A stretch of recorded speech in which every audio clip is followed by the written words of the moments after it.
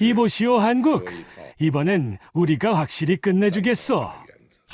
하하, 얼마든지요. 여러분 상상해 보십시오. 현금 100조 원을 쏟아부었습니다. 삼성전자, 하이닉스의 수석 엔지니어들을 연봉의 5배나 더 주고 싹 다 데려갔습니다. 장비 세계 최고로만 채워버렸죠. 이건 이론상 실패하는 게 불가능한 프로젝트였습니다. CNN, BBC 등 저원 세계 언론사들이 대서특필했죠. 삼성의 시대는 끝났다. 이제 반도체의 주인은 바뀔 것이다. 모든 전문가가 중국의 승리를 점쳤습니다. 돈, 사람, 시간, 모든 계산이 완벽했으니까요. 여러분, 그런데 말입니다. 3년 뒤 운명의 그날, 공장의 메인 스위치를 켠 순간 세계는 경악을 금치 못했습니다. 아니 이게 대체 뭡니까? 세계 최고의 장비들과 수천 명의 천재들이 매달렸지 않습니까? 근데 이게 말이 됩니까? 그들은 돈으로 모든 걸 샀지만 한국에 이것만큼은 훔쳐가지 못했습니다. 전 세계가 경악하고 돈이면 다 된다는 100조 중국을 처참히 무너뜨려버린 대한민국. 대체 무슨 일이 벌어진 걸까요? 그 전에 잠깐 1초 만에 누를 수 있는 좋아요 버튼을 꾹 눌러주시면 영상 제작에 아주 큰 힘이 됩니다. 그럼 바로 시작하겠습니다. 100조면 충분합니다. 회의실이 술렁였죠. 간부 한 명이 자리에서 벌떡 일어나며 외쳤습니다. 100조 원, 이 돈이면 삼성 따위 3년 안에 따라잡습니다. 박수가 터졌습니다. 모두가 웃고 있었죠. 저도 웃었습니다. 아니, 웃을 수밖에 없었죠. 그 자리에서 전략 총괄로 임명된 사람이 바로 저였으니까요. 제 이름은 리웨이천입니다. 중국 유명 반도체 기업의 부사장이었죠. 저는 그날 확신에 차 있었습니다. 돈이 이렇게 많은데 못할 게 뭐가 있습니까? 그런데 지금 생각하면 미친 소리였습니다. 그해 가을이었죠. 베이징 본사 대회의실. 천장에는 샹들리에가 반짝였고 벽면에는 붉은 현수막이 걸려 있었습니다. 반도체 굴기, 자주혁신. 금박으로 새겨진 글씨가 조명을 받아 빛났죠. 회의실에는 20명 넘는 간부들이 앉아 있었습니다. 정부에서 나온 사람도 있었고 국영은행 관계자도 있었죠. 모두의 얼굴에 기대감이 가득했습니다. 리 부사장! 상석에 앉은 왕 회장이 저를 불렀습니다.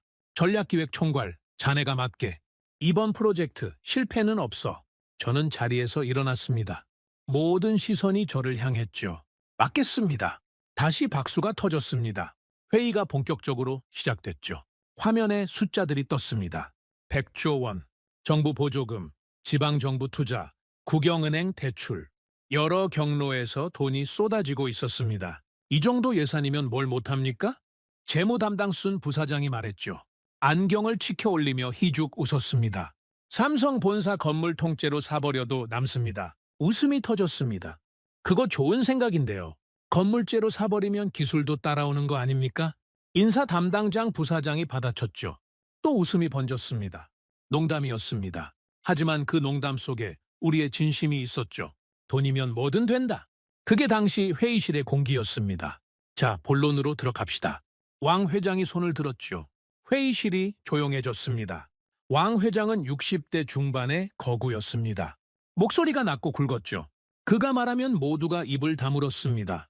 삼성이 30년 걸렸습니다. 우리는 몇 년이면 됩니까? 침묵이 흘렀죠. 모두가 서로를 바라봤습니다. 누가 먼저 대답할지 눈치를 보는 거였죠. 제가 입을 열었습니다. 3년입니다. 왕 회장의 눈썹이 올라갔죠.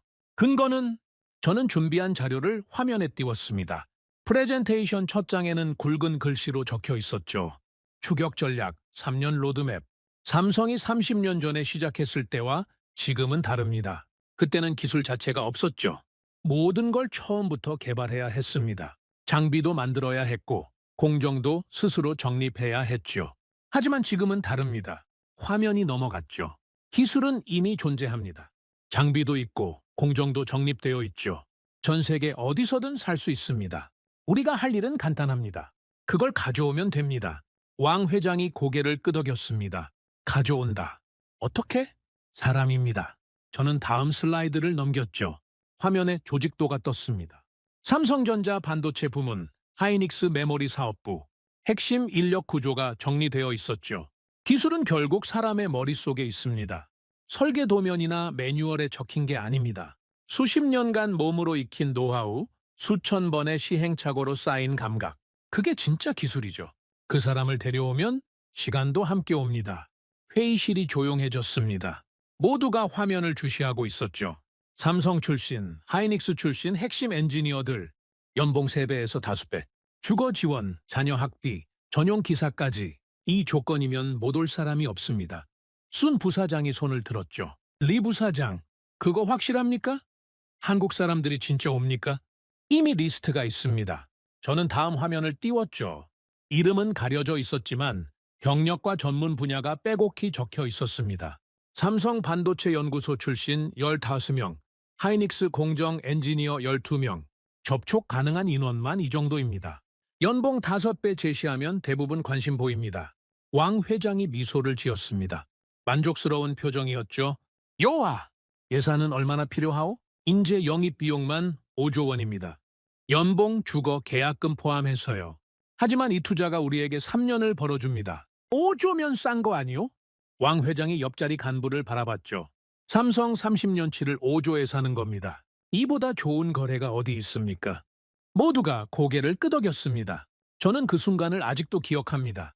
회의실 전체가 같은 확신으로 가득 차 있었죠. 의심하는 사람은 아무도 없었습니다. 아니, 의심할 수 없었죠. 100조 원이라는 숫자 앞에서 실패란 단어는 존재하지 않았으니까요. 회의가 끝난 뒤였습니다.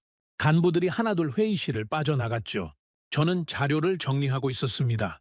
그때 누군가 다가왔죠. 젊은 엔지니어였습니다. 이름은 천하오, 기술팀 소속이었죠. 부사장님, 잠깐 여쭤봐도 되겠습니까? 뭐요? 한국 엔지니어들을 데려온다고 해서 정말 3년 만에 가능할까요? 저는 천하오의 얼굴을 봤습니다. 30 즈음 됐을까요? 눈빛이 진지했죠. 단순한 호기심이 아니었습니다. 진짜 궁금해서 묻는 거였죠. 왜 그렇게 생각하오? 반도체는 사람만으로 되는 게 아니지 않습니까? 천하오가 말을 이었죠. 장비, 소재, 공급망, 그리고 수십 년간 쌓인 시스템까지. 그걸 사람 몇 명이 다 가져올 수 있습니까? 머릿속 지식만으로 공장이 돌아가는 건 아니지 않습니까? 틀린 말은 아니었습니다. 하지만 저는 대답했죠. 자네 지금 회의실에서 뭘 봤소? 예? 100조 원이요. 이 돈이면 장비도 사고 소재도 사고 공급망도 만들 수 있어. 돈이 안 되는 게 뭐가 있습니까? 노하우? 그건 사람이 가져오는 거요. 돈과 사람, 이 두 가지면 충분하오. 천하오가 잠시 침묵했습니다. 뭔가 더 말하고 싶은 표정이었죠. 부사장님 말씀이 맞을 수도 있습니다. 하지만 삼성이 30년 걸린 데는 이유가 있지 않겠습니까? 단순히 돈이 없어서, 사람이 없어서 30년 걸린 건 아닐 것 같습니다. 저는 웃었습니다. 그 이유가 뭐라고 생각하오? 저도 정확히는 모릅니다. 다만 단순히 시간 문제만은 아닐 것 같습니다. 뭔가 다른 게 있을 것 같습니다. 저는 천하오의 어깨를 툭 쳤죠. 자네 걱정은 이해하오. 하지만 지금은 질문할 때가 아니오. 실행할 때요? 의심은 결과가 나온 뒤에 해도 늦지 않소. 천하오가 고개를 숙였습니다. 알겠습니다. 돌아서는 천하오의 뒷모습을 보며 저는 속으로 생각했죠. 젊은 친구가 걱정이 많군. 하지만 현실은 숫자로 움직이는 거요. 100조 원 앞에서 불가능은 없소. 지금 생각하면 천하오가 옳았습니다. 하지만 당시에 저는 몰랐죠. 아니, 알고 싶지 않았습니다. 며칠 뒤 공장 기공식이 열렸습니다. 베이징 외곽의 허허벌판. 그곳에 거대한 부지가 펼쳐져 있었죠. 축구장 수십 개 크기였습니다. 빨간 천으로 덮인 현판 앞에 수백 명이 모였습니다. 정부 고위 인사들, 당 간부들, 그리고 기업 수뇌부. 하늘에서는 드론이 편대 비행을 했고 땅에서는 폭죽이 연이어 터졌죠. 군악대가 연주하는 음악이 벌판을 가득 채웠습니다. 중국 반도체의 새 역사가 시작됩니다. 사회자의 목소리가 스피커를 통해 울려 퍼졌습니다. 수백 명의 박수 소리가 하늘로 치솟았죠. 저는 단상 위에 서 있었습니다. 옆에는 왕 회장이 있었죠. 그가 제 어깨를 잡았습니다. 리 부사장, 이 순간을 기억해두게. 우리가 역사를 만드는 거야. 저는 고개를 끄덕였습니다. 기억하겠습니다. 빨간 천이 벗겨졌죠. 거대한 현판이 모습을 드러냈습니다. 반도체 굴기의 상징. 금빛 글씨가 햇빛을 받아 눈이 부셨습니다. 박수 소리가 천둥처럼 울렸죠. 그날 밤 연회가 열렸습니다. 베이징 시내 최고급 호텔 연회장이었죠. 마오타이주가 끊임없이 돌았습니다. 모두가 취해 있었습니다. 술에도 희망에도. 삼성 잡는 날 다시 모입시다. 장 부사장이 외쳤죠. 얼굴이 벌겋게 달아올라 있었습니다. 3년 뒤에 여기서 축배를 듭시다. 아니 2년이면 되지 않습니까? 순 부사장이 받아쳤죠. 술잔이 부딪혔습니다. 찰랑거리는 마오타이 향이 연 회장을 가득 채웠죠. 왕 회장이 저를 불렀습니다. 리 부사장 한마디 하게. 저는 자리에서 일어났죠. 잔을 들었습니다. 반드시 해내겠습니다. 3년 뒤 우리는 삼성 앞에 서 있을 겁니다. 모두가 환호했습니다. 그날 밤 숙소로 돌아와 창밖을 바라봤습니다. 멀리서 공사 현장에 불빛이 반짝이고 있었죠. 거대한 크레인들이 밤하늘을 가르고 있었습니다. 수십 대의 트럭이 쉴 새 없이 오가고 있었죠. 아름다웠습니다. 저는 중얼거렸죠. 우리는 다르다. 이번엔 다르다. 확신이었습니다. 적어도 그때는요. 하지만 연회의 열기가 식고 다시 현실로 돌아왔을 때 작은 균열이 보이기 시작했습니다. 공장 건설 현장을 방문했을 때였죠. 외벽은 빠르게 올라가고 있었습니다. 일정대로였죠. 거대한 콘크리트 구조물이 하루가 다르게 형태를 갖춰갔습니다. 하지만 내부로 들어가자 분위기가 달랐습니다. 장비 배치 도면은 벽에 붙어 있었지만 실제 장비는 절반도 들어오지 않았죠. 텅 빈 공간에 형광등만 휑하게 켜져 있었습니다. 이거 일정대로 가능합니까? 현장 소장 류원에게 물었습니다. 장비 납품이 좀 지연되고 있습니다. 얼마나? 두세 달 정도. 두세 달이면 괜찮지 않소? 문제는 핵심 장비입니다. 노광기 말입니다. 노광기. 반도체 공정의 심장이죠. 이게 없으면 아무것도 못합니다. 웨이퍼 위에 회로를 새기는 장비. 세상에서 가장 정밀하고 가장 비싸고 가장 구하기 어려운 기계죠. 노광기가 왜 문제요? 납품 일정이 계속 밀리고 있습니다. 네덜란드 쪽에서 외교 문제가 있다는 말이 있는데 저는 손을 저었습니다. 그건 위에서 해결할 일이오. 정부에서 나서면 될 문제 아니오. 자네는 공장 건설에만 집중하시오. 류원 소장이 고개를 숙였죠. 알겠습니다. 돌아오는 차 안에서 저는 창밖을 바라봤습니다. 노광기 문제. 분명 신경 쓰이는 부분이었죠. 하지만 100조 원이면 해결 못할 게 뭐가 있습니까? 외교 문제? 돈으로 안 되는 건 없소. 정부가 나서면 될 일이오. 그렇게 생각했습니다. 본사로 돌아와 책상 위에 놓인 보고서를 펼쳤죠. 외부 자문단이 작성한 분석 자료였습니다. 대부분은 긍정적인 내용이었죠. 시장 전망, 기술 로드맵, 예상 수익률. 숫자들이 희망적으로 빛나고 있었습니다. 그래프는 모두 우상향이었죠. 마지막 페이지를 넘겼습니다. 거기에 한 문장이 있었죠. 한국 인재 영입 시 격차 단기 해소 가능. 저는 그 문장을 3번 읽었습니다. 그리고 펜을 들었죠. 해외 인재 영입 예산안 5조 원. 최종 승인란에 제 이름을 적었습니다. 리웨이천. 사인하는 순간 안도감이 밀려왔죠. 이제 시간만 사면 됩니다. 사람을 데려오면 기술도 따라옵니다. 삼성의 30년을 3년으로 압축할 수 있습니다. 저는 그렇게 믿었습니다. 펜을 내려놓으며 저는 혼잣말을 했죠. 삼성을 건너뛴다. 지금 와서 보니 그 서명이 모든 것을 시작했습니다. 저는 기술을 축적이 아니라 이전이라 불렀죠. 쌓는 게 아니라 옮기는 거라고 믿었습니다. 돈만 있으면 사람만 데려오면 시간은 저절로 따라온다고. 하지만 반도체는 그런 물건이 아니었습니다. 그걸 깨닫는데 우리는 100조 원 전부를 태워야 했죠. 그날 밤 다시 창밖을 바라봤습니다. 멀리서 공사 현장의 불빛이 반짝이고 있었죠. 크레인들이 밤새 움직이고 있었습니다. 거대한 꿈이 형태를 갖춰가고 있었습니다. 저는 확신에 차 있었습니다. 3년 뒤 우리는 삼성 앞에 서 있을 겁니다. 아니, 삼성 위에 서 있을지도 모르죠. 그게 그날의 계산이었습니다. 하지만 계산은 틀렸습니다. 처참하게 틀렸죠? 그리고 그 시작은 한국에서 온 첫 번째 엔지니어가 우리 회의실에 앉는 순간이었습니다. 한국에서 첫 번째 엔지니어가 도착한 건 그해 겨울이었습니다. 이름은 박정호, 45살. 삼성전자 반도체 연구소에서 15년을 근무한 공정 전문가였죠. 이력서를 봤을 때 심장이 뛰었습니다. 7나노 공정 개발에 참여한 핵심 인력. 우리가 그토록 원하던 사람이었죠. 연봉은 기존의 5배를 제시했습니다. 베이징 시내 최고급 아파트, 자녀 국제학교 학비 전액 지원, 전용 기사와 차량까지 거절할 수 없는 조건이었죠. 박정호가 도착하던 날 저는 직접 공항으로 나갔습니다. 입국장 문이 열리고 캐리어를 끌고 나오는 그를 봤죠. 생각보다 평범한 인상이었습니다. 중간 키의 마른 체형, 안경 너머로 날카로운 눈빛이 보였죠. 하지만 표정은 담담했습니다. 박정호 박사님이시죠? 저는 손을 내밀었습니다. 리웨이천입니다. 반갑습니다. 박정호가 손을 잡았죠. 악수가 짧았습니다. 먼 길 오셨습니다. 피곤하시죠? 괜찮습니다. 말수가 적었습니다. 차에 타고 숙소로 이동하는 동안에도 박정호는 거의 말이 없었죠. 창밖만 바라보고 있었습니다. 저는 속으로 생각했습니다. 긴장하고 있군. 새로운 환경이니 그럴 수 있지. 시간이 지나면 풀릴 거야. 그날 밤 환영 만찬이 열렸습니다. 베이징 최고급 음식점이었죠. 왕 회장도 참석했습니다. 간부들이 돌아가며 박정호에게 술을 따랐죠. 분위기가 들떠 있었습니다. 박 박사님, 드디어 오셨군요.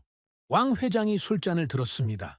삼성에서 15년이면 우리한테는 15년치 시간을 가져오신 거 아닙니까? 모두가 웃었죠. 박정호는 술잔을 받았습니다. 하지만 웃지 않았죠. 좋게 봐주셔서 감사합니다. 짧은 대답이었습니다. 왕 회장이 잠시 멈칫했죠. 기대했던 반응이 아니었으니까요. 하지만 곧 웃음을 지었습니다. 겸손하시군요. 마음에 듭니다. 만찬이 이어졌습니다. 마오타이주가 돌고 요리가 끝없이 나왔죠. 간부들은 박정회에게 연신 질문을 던졌습니다. 삼성 공장은 어떻습니까? 우리랑 많이 다릅니까? 7나노 공정 어렵습니까? 얼마나 걸립니까? 삼성이 30년 걸렸는데 우린 3년이면 된다고 하는데 가능합니까? 박정호는 질문마다 짧게 대답했습니다. 다른 점이 있죠. 쉽지 않습니다. 3년은 마지막 질문에서 박정호가 말을 멈췄습니다. 잠시 침묵이 흘렀죠. 3년은 어떻습니까? 장 부사장이 다시 물었습니다.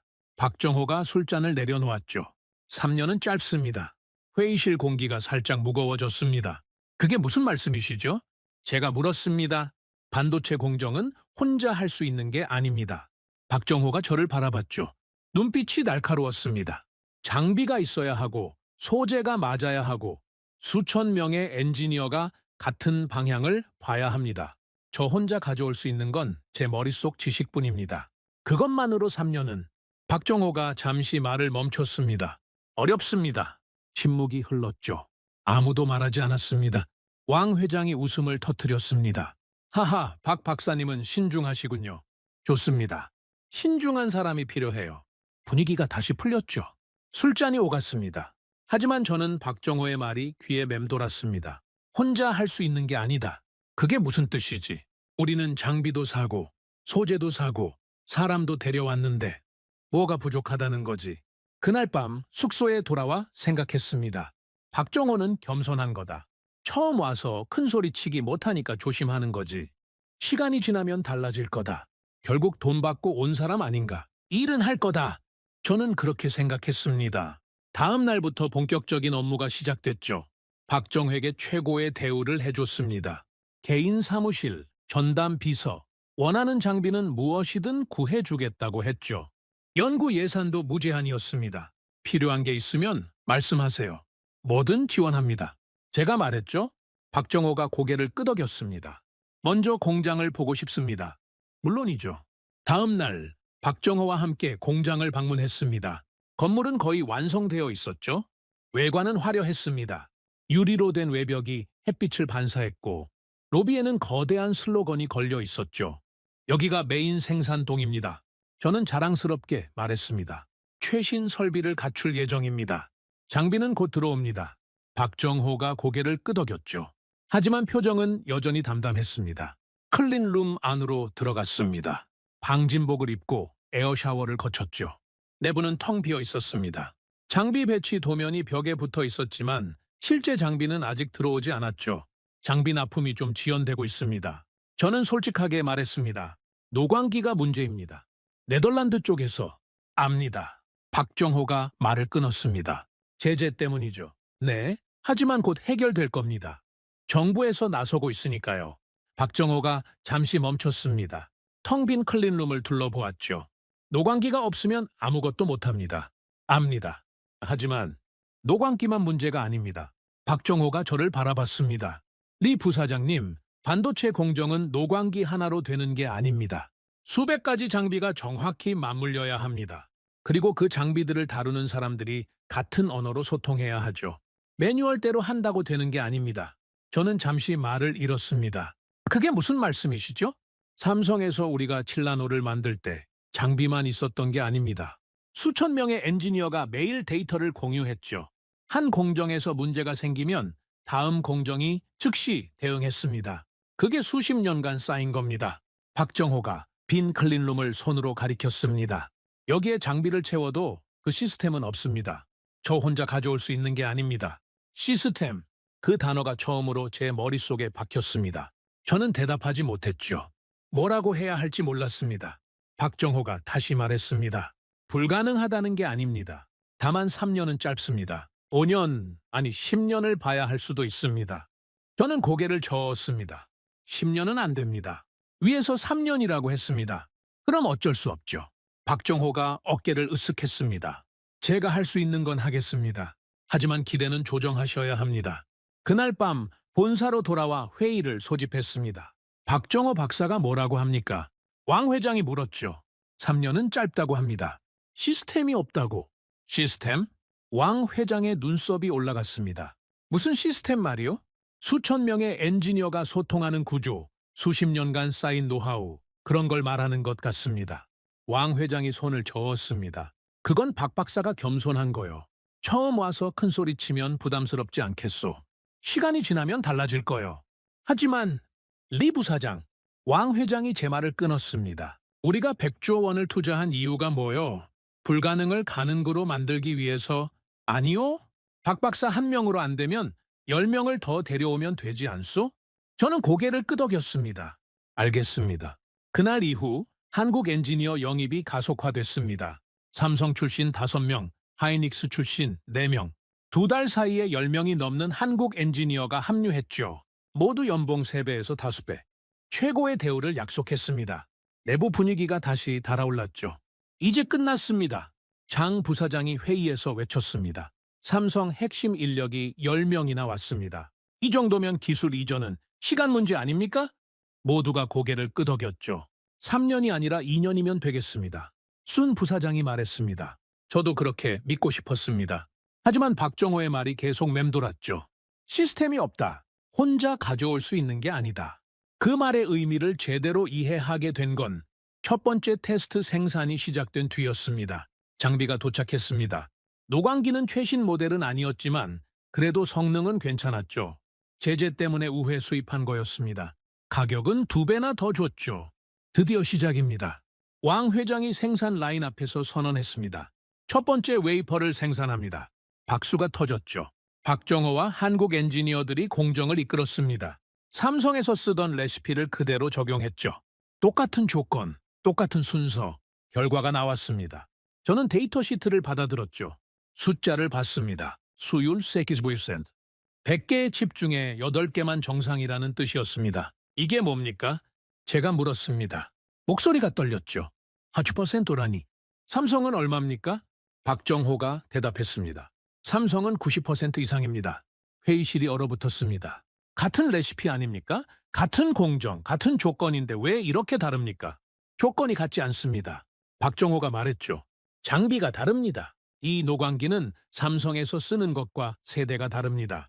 소재도 미세하게 다르죠. 그리고 무엇보다 박정호가 잠시 멈췄습니다. 환경이 다릅니다. 환경이요? 클린룸의 먼지 입자수, 온도 편차, 습도 변화. 삼성에서는 이 모든 게 실시간으로 모니터링되고 조정됩니다. 수천 개의 센서가 데이터를 수집하고 문제가 생기면 즉시 알람이 뜨죠. 여기는 박정호가 주위를 둘러봤습니다. 그 시스템이 없습니다. 다시 그 단어였습니다. 시스템. 그럼 어떻게 해야 합니까? 제가 물었죠. 다급했습니다. 하나씩 맞춰가야 합니다. 데이터를 쌓고 공정을 조정하고 실패를 기록하고 그걸 반복해야 합니다. 얼마나 걸립니까? 모릅니다. 삼성은 30년 걸렸죠. 침묵이 흘렀습니다. 왕 회장이 자리에서 일어났습니다. 얼굴이 붉었죠. 박 박사. 네. 우리가 박 박사를 모셔온 이유가 뭐요? 30년을 3년으로 줄이라고 모셔온 거 아니요? 그런데 지금 30년 걸린다고 하면 박 박사는 왜 여기 있는 거요? 회의실 공기가 얼어붙었습니다.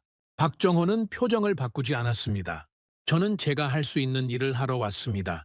30년을 3년으로 줄이겠다고 약속한 적은 없습니다. 왕 회장의 얼굴이 더 붉어졌죠. 뭐라고? 수율 8%를 80%로 올리는 건 제가 할 수 있습니다. 하지만 90%를 만드는 건 저 혼자 할 수 있는 일이 아닙니다. 박정호가 자리에서 일어났습니다. 필요하시면 제가 아는 건 다 알려드리겠습니다. 하지만 마법은 없습니다.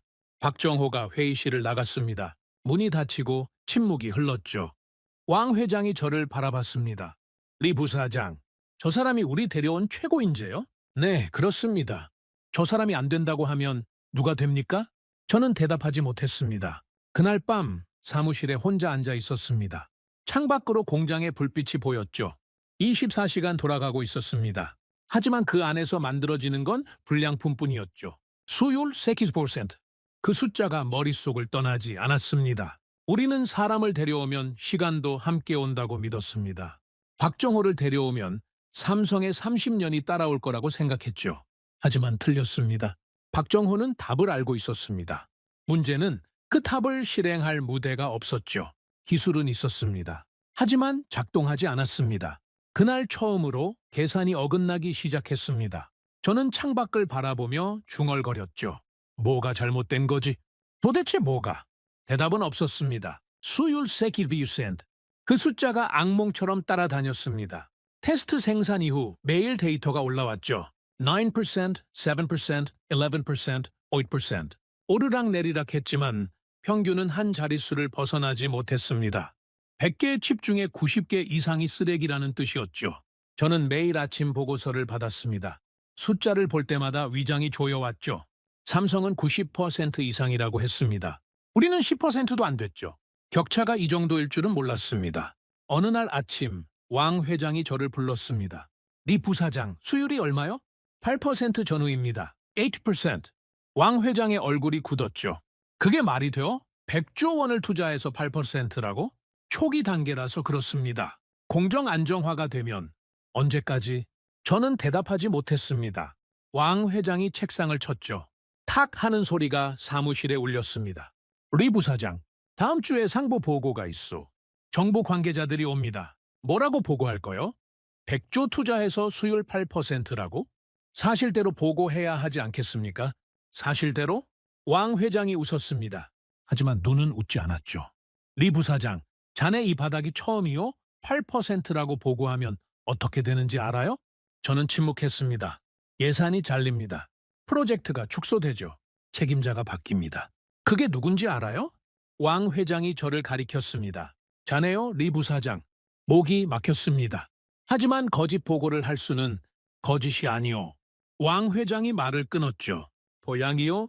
초기 단계니까 수율이 낮은 건 당연한 거 아니오? 그걸 어떻게 표현하느냐의 문제요. 8%라고 쓰면 실패고 개선 중이라고 쓰면 과정이요. 저는 왕 회장의 얼굴을 바라봤습니다. 그는 진지했죠. 농담이 아니었습니다. 어떻게 쓰라는 겁니까? 자네가 알아서 하게. 단, 다음 주까지 보고서 수정해서 가져와요. 회의가 끝났습니다. 사무실로 돌아와 책상에 앉았죠. 수율 데이터 시트가 눈앞에 있었습니다. 8%, 7%, 9%, 11%. 숫자들이 저를 비웃는 것 같았습니다. 어떻게 해야 하지? 8%를 어떻게 보장하지? 며칠을 고민했습니다. 그리고 결국 저는 새로운 단어를 만들어냈죠. 잠재 수율. 현재 수율은 8%지만 공정 최적화 시 달성 가능한 잠재 수율은 70%다. 이렇게 쓰면 8%가 아니라 70%가 되는 겁니다. 물론 그 70%는 아직 존재하지 않는 숫자였죠. 보고서를 다시 썼습니다. 현재 수율 초기 안정화 단계, 잠재 수율 70% 목표, 8%라는 숫자는 어디에도 없었습니다. 보고서를 들고 왕 회장을 찾아갔죠.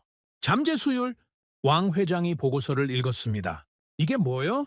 현재 수율은 낮지만 공정이 안정화되면 70%까지 올릴 수 있다는 뜻입니다. 70%? 왕 회장의 눈이 밝아졌죠. 그럼 삼성 90%까지 얼마 안 남은 거 아니요? 네, 그렇게 볼 수 있습니다. 거짓말이었습니다. 70%는 제가 만들어낸 숫자였죠. 근거는 없었습니다. 하지만 왕 회장은 만족했습니다. 좋소, 리 부사장. 이걸로 보고하게. 저는 고개를 숙였습니다. 알겠습니다. 그날 밤 숙소로 돌아와 거울을 봤습니다. 피곤한 얼굴이 비쳤죠. 눈 밑에 다크서클이 짙었습니다. 저는 중얼거렸습니다. 어쩔 수 없었어. 이번 한 번만이야. 하지만 그 한 번이 시작이었습니다. 상부 보고가 끝난 뒤 분위기가 바뀌었습니다. 정부 관계자들은 만족했죠. 잠재 수율 70%라는 문구가 효과를 발휘했습니다. 추가 예산이 승인됐죠. 언론에는 중국 반도체 굴기, 순조로운 진행이라는 기사가 나갔습니다. 모두가 웃었습니다. 하지만 공장 안에서는 아무것도 달라지지 않았죠. 수율은 여전히 8%였습니다. 아니 7%로 떨어진 날도 있었죠. 공정미세 조정을 시도할 때마다 새로운 문제가 터졌습니다. 박정호가 저를 찾아왔습니다. 리 부사장님, 네, 박 박사. 보고서를 봤습니다. 저는 긴장했죠. 잠재 수율 70%라고 되어 있던데요. 그건 어떻게 나온 숫자입니까? 박정호의 눈빛이 날카로웠습니다. 저는 시선을 피했죠. 목표치입니다. 공정이 안정화되면 지금 수율이 8%입니다. 70%까지 올리려면 최소 2년은 걸립니다. 그것도 모든 게 완벽하게 맞아떨어졌을 때요. 압니다. 그런데 보고서에는 마치 곧 70%가 될 것처럼 써 있습니다. 저는 대답하지 못했습니다. 박정호가 한숨을 쉬었죠. 리 부사장님, 이렇게 가면 안 됩니다. 무슨 말씀이시죠? 실패를 숨기면 안 됩니다. 8%가 현실입니다. 이걸 인정하고 왜 8%인지 분석하고 하나씩 고쳐나가야 합니다. 그게 기술이 발전하는 방식입니다. 박정호가 저를 똑바로 바라봤습니다. 삼성이 30년 동안 뭘 했는지 아십니까? 실패를 기록했습니다. 모든 실패를 데이터로 남겼죠. 왜 실패했는지, 어떻게 고쳤는지 전부 기록했습니다. 그 기록이 쌓여서 90%가 된 겁니다. 저는 침묵했습니다. 지금 우리는 정반대로 가고 있습니다. 실패를 숨기고 숫자를 포장하고 있죠. 이러면 기술은 절대 발전하지 않습니다. 박 박사, 제가 말했습니다. 현실이 그렇습니다. 8%라고 보고하면 예산이 잘립니다. 프로젝트가 끝나요. 그럼 박 박사도 일자리를 잃는 겁니다. 그건 지금은 버텨야 할 때입니다. 시간을 벌어야 해요. 시간이 있으면 수율도 올릴 수 있습니다. 박정호가 고개를 저었습니다. 리 부사장님, 그 시간이 문제입니다. 거짓 보고로 번 시간은 진짜 시간이 아닙니다. 숫자가 올라가면 기대치도 올라갑니다. 나중에 진실이 드러나면 그때는 더 큰 재앙이 됩니다. 저는 대답하지 못했습니다. 박정호가 돌아섰죠? 문 앞에서 멈췄습니다. 저는 제가 할 수 있는 일을 하겠습니다. 하지만 보고서에는 관여하지 않겠습니다. 문이 닫혔습니다. 저는 혼자 사무실에 앉아 있었죠. 박정호의 말이 맞았습니다. 알고 있었죠. 실패를 숨기면 안 된다는 것.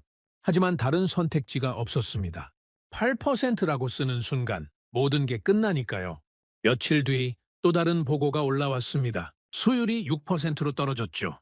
새로운 공정을 시도했다가 실패한 겁니다. 불량 웨이퍼가 산더미처럼 쌓였죠. 이걸 어떻게 합니까? 생산 담당 천민기 물었습니다. 얼굴이 창백했죠. 6%입니다.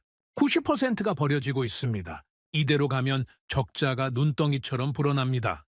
저는 데이터 시트를 바라봤습니다. 숫자들이 흐릿하게 보였죠. 어지러웠습니다. 보고서에는 뭐라고 쓸 겁니까? 천민기 물었습니다. 저는 잠시 침묵했죠. 공정 조정 중이라고 쓰게. 6%는요? 쓰지 마. 천민기의 얼굴이 굳었습니다. 부사장님, 그건 쓰지 말라고 했소? 제 목소리가 높아졌죠. 천민기 움찔했습니다. 알겠습니다. 천민기 나갔습니다. 저는 책상에 머리를 묻었죠. 무슨 짓을 하고 있는 거지? 왜 이렇게 된 거지? 100조 원. 삼성을 3년 만에 따라잡겠다던 그 야심찬 계획. 지금 남은 건 6%의 수율과 거짓으로 가득 찬 보고서뿐이었습니다. 저는 중얼거렸습니다. 이번만이야. 다음에는 진짜 수율을 올려서. 하지만 다음은 오지 않았습니다. 한 달 뒤 또 다른 보고가 예정되어 있었죠. 상부에서는 잠재 수율 70%를 근거로 실제 수율 50%를 기대하고 있었습니다. 하지만 현실은 8%였죠. 아니 7%로 떨어졌습니다. 50%와 7%. 그 격차를 어떻게 설명합니까? 회의가 소집됐습니다. 수율이 얼마요? 왕 회장이 물었죠. 7%입니다. 회의실이 얼어붙었습니다. 7%? 지난번에 70% 달성 가능하다고 했잖소. 잠재 수율입니다. 현재 수율은 현재 수율이 7%면 잠재 수율이 무슨 의미가 있어? 왕 회장의 목소리가 높아졌죠. 상부에 뭐라고 보고합니까? 100조 투자해서 7%라고? 아직 초기 단계라. 초기 단계가 언제까지요? 1년이 지났소. 1년 동안 수율이 8%에서 7%로 떨어졌소. 이게 발전입니까? 저는 대답하지 못했습니다. 왕 회장이 한숨을 쉬었죠. 리 부사장, 자네 알지? 이대로 보고하면 우리 다 끝나는 거. 압니다. 그런 방법을 찾아야지. 무슨 방법이 있습니까? 왕 회장이 저를 똑바로 바라봤습니다. 숫자를 맞춰. 네? 7%를 70%로 만들라는 게 아니오. 다만 7%가 70%로 가는 과정에 있다는 걸 보여줘야 해. 추세가 중요한 거요. 하지만 추세도 하락인데. 그럼 추세를 만들어. 저는 왕 회장의 얼굴을 바라봤습니다. 그는 진지했죠. 불량 데이터 중에 일부를 제외해. 장비 오류로 인한 불량, 인적 실수로 인한 불량. 그런 건 빼도 되지 않소? 순수 공정 수율만 따로 계산하면 숫자가 달라지지 않겠소? 그건 통계 조작이었습니다. 하지만 왕 회장은 그걸 합리적 분류라고 불렀죠. 압니다. 저는 대답했습니다. 그날 밤 사무실에 혼자 남았습니다. 데이터 시트를 펼쳤죠. 불량 웨이퍼 목록이 끝없이 이어졌습니다. 하나하나 분류하기 시작했죠. 장비 오류, 저해, 온도 편차, 저해, 소재 불량, 저해, 인적 실수, 저해. 제외할 항목을 늘릴수록 수율은 올라갔습니다. 7%가 15%가 됐고 15%가 25%가 됐죠.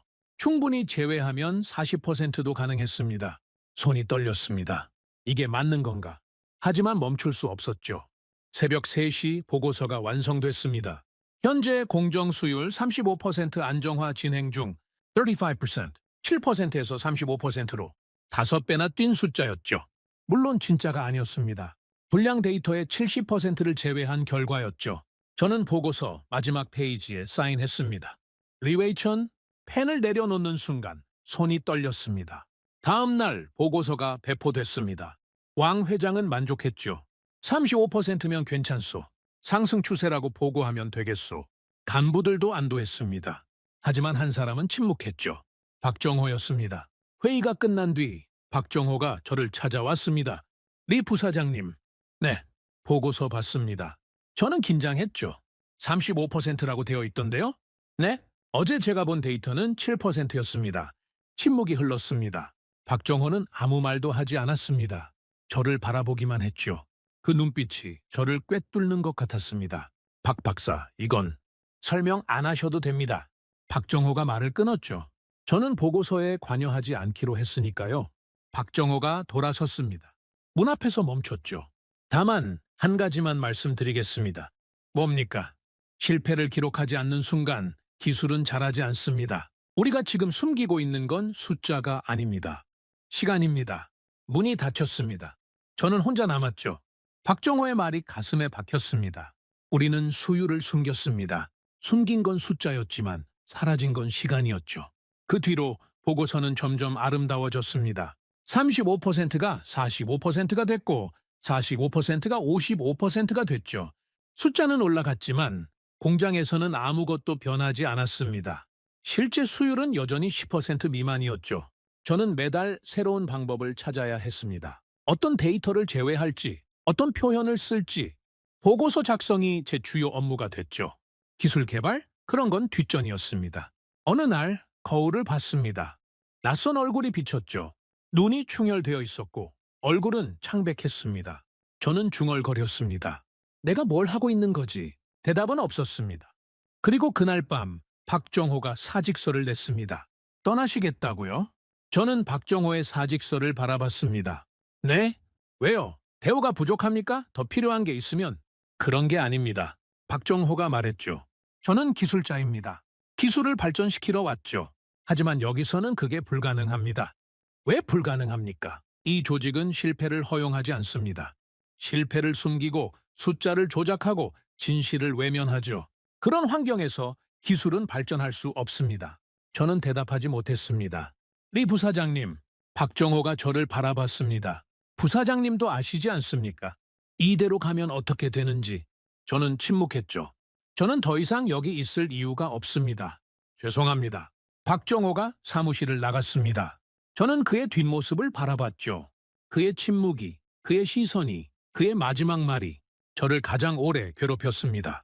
박정호가 떠난 뒤 다른 한국 엔지니어들도 하나둘 떠나기 시작했습니다. 5배 연봉도 최고급 아파트도 그들을 붙잡지 못했죠.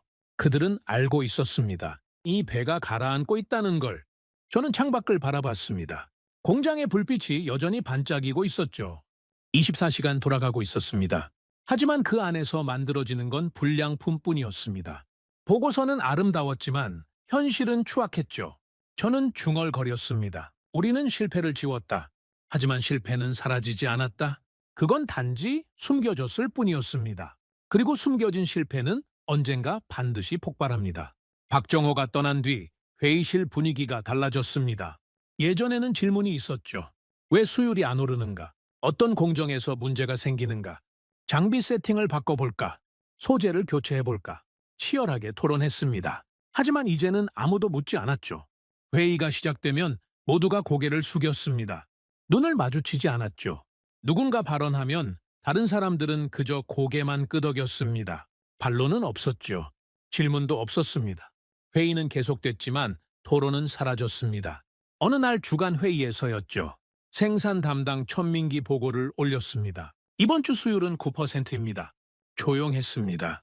예전 같으면 난리가 났을 겁니다. 왜 9%밖에 안 되는가? 뭐가 문제인가? 어떻게 해결할 것인가? 하지만 아무도 묻지 않았죠. 다음 안건으로 넘어가죠. 왕 회장이 말했습니다. 그게 전부였죠. 9%라는 숫자가 공중에 떠 있었지만 아무도 잡지 않았습니다. 마치 그 숫자가 존재하지 않는 것처럼 행동했죠. 저는 회의실을 둘러봤습니다. 20명 넘는 간부들이 앉아 있었죠. 모두 고개를 숙이고 있었습니다. 노트북 화면을 보는 척, 서류를 정리하는 척. 하지만 실제로는 아무것도 하지 않았죠. 침묵이 회의실을 채웠습니다. 그 침묵이 무서웠습니다. 회의가 끝난 뒤 순 부사장이 저를 불렀습니다. 리 부사장, 잠깐. 네? 요즘 회의 분위기가 이상하지 않소? 저는 고개를 끄덕였죠. 아무도 말을 안 하더군요. 당연하지 않소? 순 부사장이 씁쓸하게 웃었습니다. 말하면 책임져야 하니까.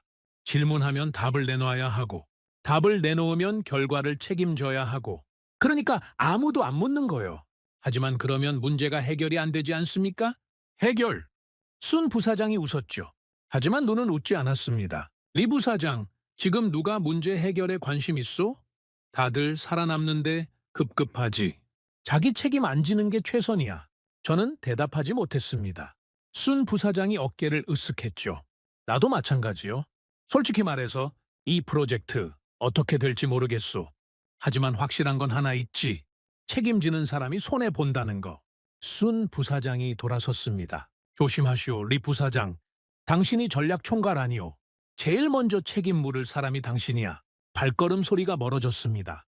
저는 복도에 혼자 서 있었죠. 의심은 기록되지 않았고 그래서 반복되었습니다. 남아있는 한국 엔지니어들의 태도도 달라졌습니다. 박정호가 떠난 뒤 7명이 남았죠. 하지만 그들도 변했습니다. 예전에는 회의 때마다 적극적으로 발언했죠. 공정 개선안을 제시하고 문제점을 지적하고 때로는 격하게 토론도 했습니다. 하지만 이제는 조용했습니다. 회의에서 한국 엔지니어들의 발언 시간이 급격히 줄었죠. 질문을 해도 짧게 대답했습니다. 네, 아니요, 검토해보겠습니다. 그게 전부였죠. 어느 날 남은 한국 엔지니어 중 리더 격인 김태현을 불렀습니다. 김 박사, 요즘 왜 이렇게 조용합니까? 김태현이 저를 바라봤습니다. 40 초반의 얼굴에 피로가 가득했죠. 조용하단요? 회의에서 말이오. 예전에는 적극적으로 의견 내시지 않았소. 요즘은 거의 말이 없으시더군요. 김태현이 잠시 침묵했습니다. 말해봤자 소용없으니까요. 소용없다니. 리 부사장님. 김태현이 한숨을 쉬었죠. 저희가 공정 개선안을 몇 번이나 올렸는지 아십니까? 15번입니다. 그중에 실제로 적용된 게 몇 개인지 아십니까? 저는 대답하지 못했습니다. 2개입니다. 그것도 형식적으로만 적용됐죠. 나머지 13개는 검토 중이라는 답변만 받았습니다. 1년째요. 그건 예산 문제, 일정 문제, 상부 승인 문제. 이유는 매번 달랐지만 결과는 같았습니다. 아무것도 바뀌지 않았죠. 김태현이 저를 똑바로 바라봤습니다. 박정호 선배가 떠난 이유 아시죠? 저는 침묵했습니다. 저희도 같은 이유입니다. 여기서는 기술이 발전할 수 없습니다. 제안해도 받아들여지지 않고 실패를 지적하면 분위기가 얼어붙고 그러니까 말을 안 하게 되는 거죠. 김 박사, 솔직히 말씀드릴게요. 김태현이 말을 끊었습니다. 저희 중 3명이 다음 달에 계약 만료입니다. 연장 안 할 겁니다. 왜요? 조건이 부족합니까? 더 드릴 수 있습니다. 돈 문제가 아닙니다. 김태현이 고개를 저었죠. 여기 있으면 엔지니어로서 죽습니다. 기술이 퇴보해요. 저희가 삼성에서 10년, 15년 쌓은 게 여기서 1년 만에 녹슬고 있습니다. 저는 아무 말도 할 수 없었습니다. 죄송합니다. 리 부사장님. 부사장님 잘못이 아닌 건 압니다. 하지만 저희도 살아야 하니까요. 김태현이 돌아섰습니다.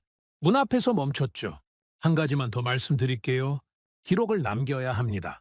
박정호 선배가 항상 하던 말이에요. 실패를 기록해야 다음에 같은 실수를 안 합니다. 그런데 여기서는 기록 자체가 금지되어 있죠. 그러니까 같은 실패가 반복되는 겁니다. 문이 닫혔습니다. 저는 혼자 사무실에 앉아 있었죠. 기록을 남겨야 한다. 하지만 우리는 기록을 지우고 있었습니다. 내부 균열은 점점 커졌습니다. 현장 엔지니어들과 경영진 사이에 벽이 생겼죠. 현장에서는 진짜 수율을 알고 있었습니다. 5%, 7%. 매일 불량 웨이퍼를 처리하는 사람들이니까요. 하지만 경영진이 보는 보고서에는 35%, 40%, 45%가 적혀 있었죠. 두 개의 현실이 존재했습니다. 공장 안의 현실과 보고서 속의 현실. 저는 그 두 세계를 동시에 관리해야 했죠. 현장 엔지니어들에게는 말했습니다. 지금은 어렵지만 조금만 버티면 됩니다. 예산이 더 들어오면 장비도 업그레이드하고 공정도 개선할 수 있습니다. 경영진에게는 다르게 말했죠. 수율이 꾸준히 상승하고 있습니다. 목표 달성까지 시간이 좀 더 필요하지만 방향은 맞습니다. 거짓말이었습니다. 양쪽 다 거짓말이었죠. 어느 날 밤 사무실에서 보고서를 수정하고 있었습니다. 이번 달 실제 수율은 8%였죠. 하지만 보고서에는 42%라고 적어야 했습니다. 상승 추세를 보여줘야 하니까요. 저는 데이터 시트를 펼쳤습니다. 어떤 항목을 제외할까? 장비 오류? 이미 지난달에 제외했죠. 온도 편차? 그것도 제외했습니다. 소재 불량? 더 이상 제외할 게 없었죠. 손이 떨렸습니다. 새로운 카테고리를 만들어야 했습니다. 측정 오차라는 항목을 추가했죠. 수율 측정 과정에서 발생한 오차. 그걸 제외하면 숫자가 올라갔습니다. 8%가 15%가 됐고 15%가 25%가 됐고 25%가 42%가 됐습니다. 보고서가 완성됐습니다. 저는 마지막 페이지에 사인했죠. 리웨이천, 펜을 내려놓는 순간 구역질이 올라왔습니다. 화장실로 달려갔죠. 세면대에 머리를 박고 물을 틀었습니다. 찬물이 얼굴을 적셨죠. 거울을 봤습니다. 낯선 얼굴이 비쳤습니다. 충혈된 눈, 창백한 피부, 깊어진 주름. 1년 전에 저와는 완전히 다른 사람이었죠. 나는 지금 뭘 하고 있는 거지? 숫자를 관리하는 사람이 됐습니다. 진실을 지우는 사람이 됐죠. 저는 거울 속에 저를 바라봤습니다. 다들 이렇게 하잖아. 중얼거렸죠. 나만 이러는 게 아니잖아. 하지만 그 변명이 점점 공허해졌습니다. 며칠 뒤 이상한 소문이 돌았습니다. 상부에서 실사를 나온다는 거였죠. 정부 감사단이 공장을 방문한다는 소식이었습니다. 보고서와 실제 현황을 대조한다고 했죠. 회의실이 얼어붙었습니다. 실사라니 갑자기 왜? 장 부사장이 물었죠. 얼굴이 창백했습니다. 위에서 뭔가 눈치챈 거 아닙니까? 진정하시오. 왕 회장이 손을 들었습니다. 실사는 정기적인 거요. 특별한 이유 없소. 다만 준비는 철저히 해야지. 왕 회장이 저를 바라봤죠. 리 부사장, 보고서와 현장 데이터 일치시킬 수 있소? 심장이 멈추는 것 같았습니다. 보고서에는 42%라고 적혀 있었죠. 하지만 현장 수율은 8%였습니다. 그 격차를 어떻게 설명합니까? 시간이 필요합니다. 제가 말했습니다. 얼마나? 2주면. 1주요. 1주 안에 맞춰. 왕 회장이 단호하게 말했죠. 방법은 리 부사장이 알아서 하시오. 단, 실사에서 문제가 생기면 왕 회장이 말을 멈췄습니다. 하지만 의미는 분명했죠. 책임은 제가 지는 겁니다. 그날 밤 저는 공장에 남았습니다. 현장 엔지니어들을 불러 모았죠. 다음 주에 실사가 있습니다. 알고 있습니다. 천민기 대답했죠. 데이터를 정리해야 합니다. 정리요? 보고서와 맞춰야 합니다. 침묵이 흘렀습니다. 현장 엔지니어들이 서로를 바라봤죠. 그들의 눈빛에서 저는 무언가를 읽었습니다. 경멸? 동정? 아니면 체념? 전민기 한숨을 쉬었습니다. 부사장님, 그건 알고 있수. 제가 말을 끊었죠. 하지만 다른 방법이 없어. 실사에서 걸리면 우리 다 끝나는 거요. 당신들도 마찬가지요. 침묵이 길어졌습니다.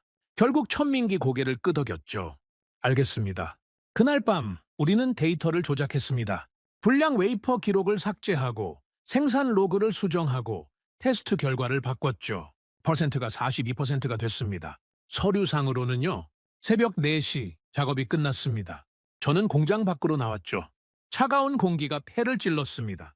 하늘에는 별이 떠 있었습니다. 아름다웠죠. 하지만 저는 그 아름다움을 느낄 수 없었습니다. 우리는 서로를 믿지 않았습니다. 경영진은 현장을 믿지 않았고 현장은 경영진을 믿지 않았죠. 모두가 자기 살 길만 찾고 있었습니다. 신뢰가 무너졌습니다. 기술보다 먼저 신뢰가 무너졌죠. 저는 중얼거렸습니다. 우리가 뭔가 잘못 가고 있다. 알고 있었습니다. 하지만 방향을 바꾸기엔 너무 많은 서명이 쌓여 있었죠.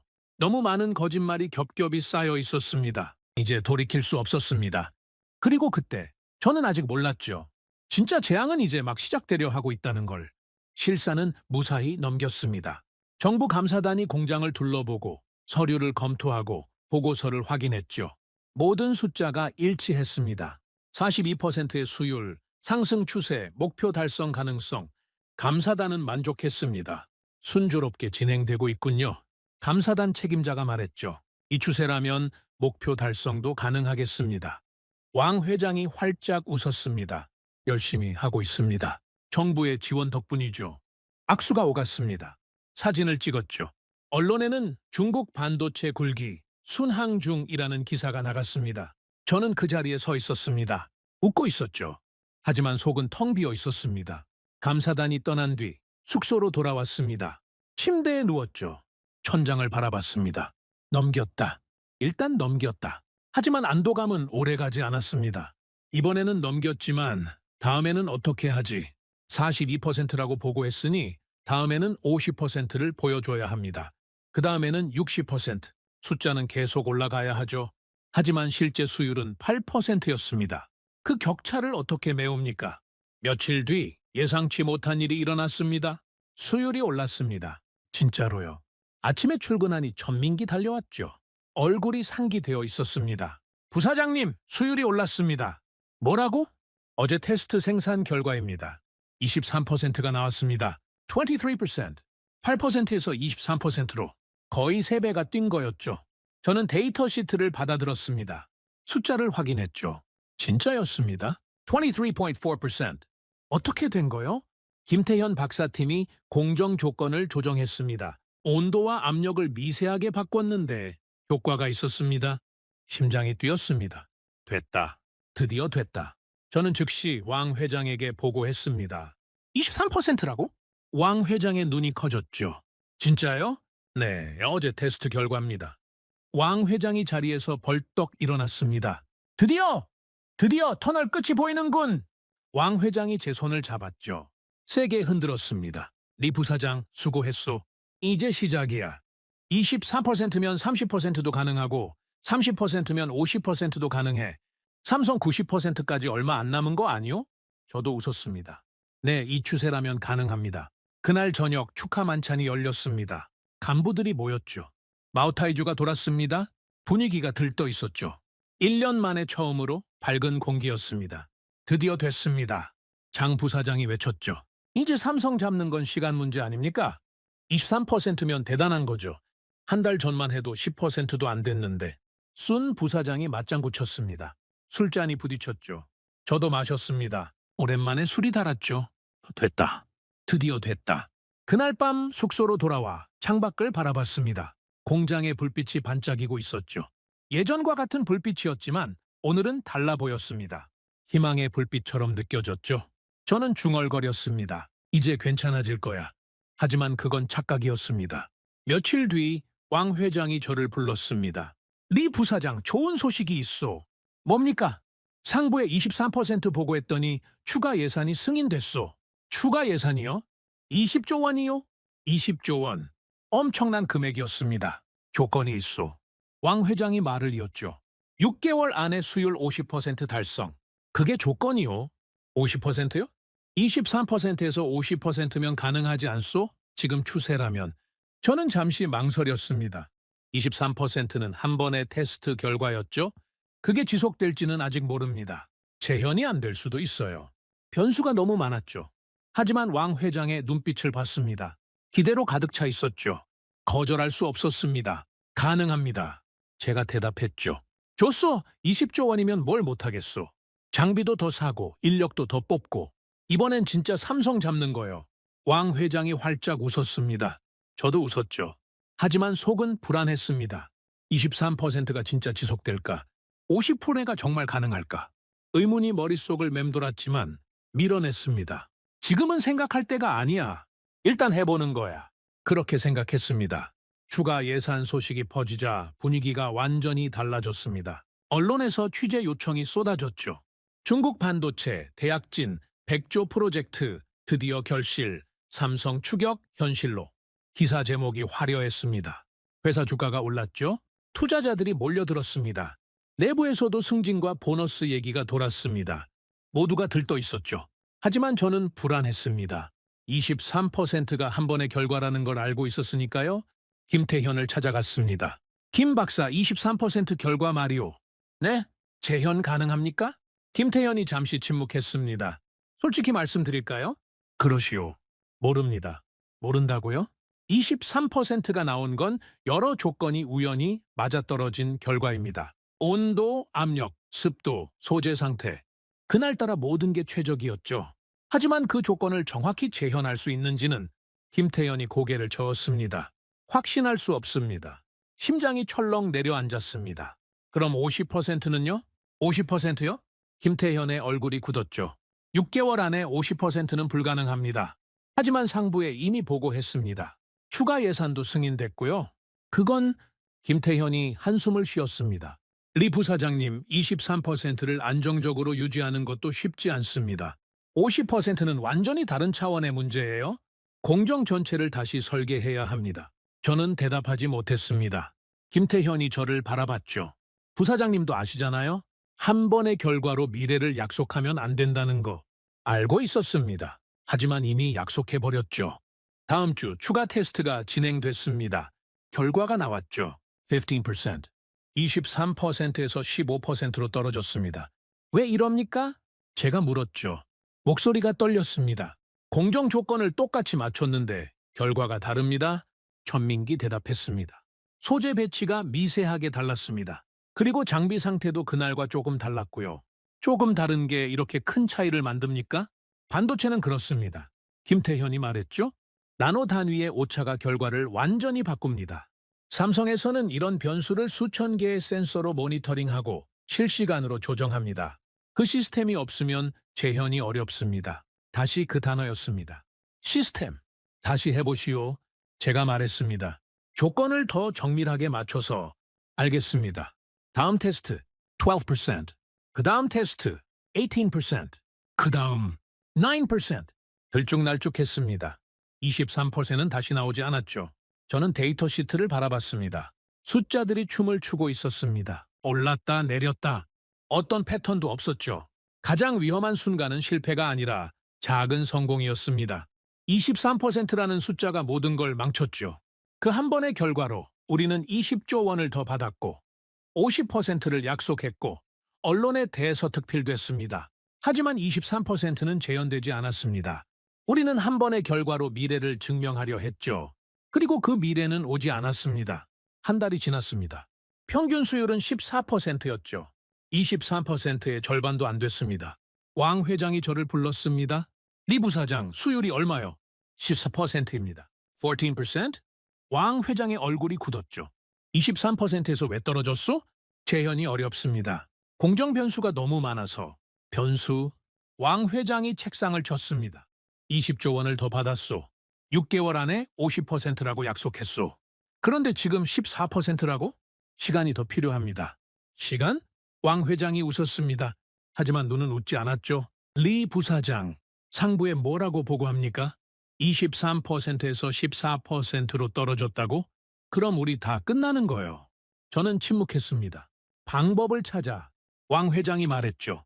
어떻게든 숫자를 만들어 14%를 30%로 만들든 40%로 만들든 방법은 리 부사장이 알아서 해.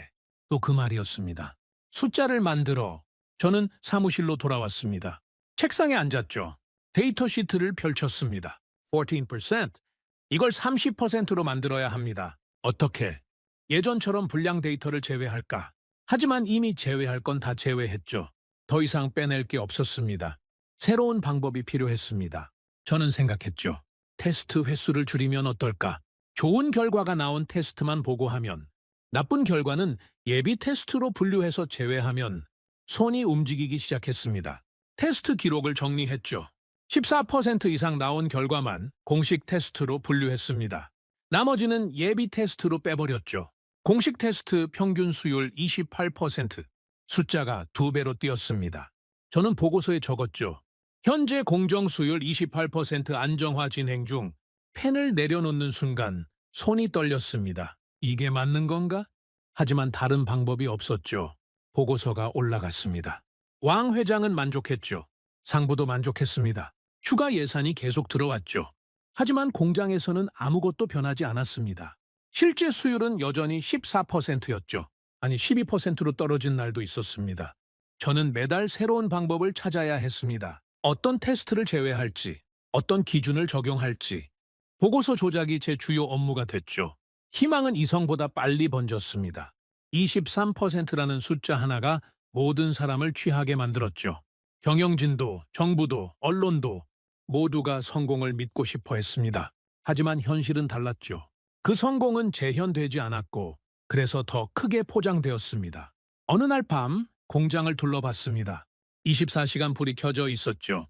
장비가 돌아가고 사람들이 움직이고 바빠 보였습니다. 하지만 그 안에서 만들어지는 건 대부분 불량품이었죠. 저는 클린룸 유리창 너머를 바라봤습니다. 하얀 방진복을 입은 엔지니어들이 움직이고 있었죠. 그들의 얼굴은 보이지 않았습니다. 저는 중얼거렸습니다. 괜찮다. 계속하면 된다. 언젠가는 진짜 수율이 올라갈 거야.